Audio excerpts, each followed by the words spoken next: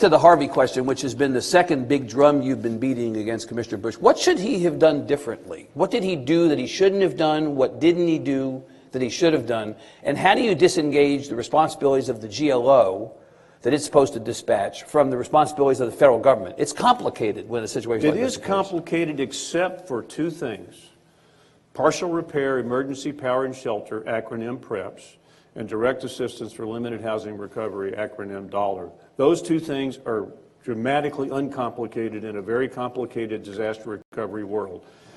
On September 23rd of 2017, FEMA gave the responsibility for the PREPS program to the Texas General Land Office, and nothing was done. PREPS would allow up to $20,000 to be spent on making a house habitable. You go in there, you tear out the carpet, you tear out the drywall, you make sure the plumbing, the AC, the house is dried in, that it can be lived in. It's like camping at home.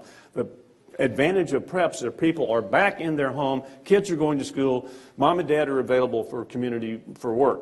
So that PREPS program was licensed to the Land Office on the 23rd of September 2017, and they had done 0 PREPS and $2 in 4 months later, and that was not a mistake.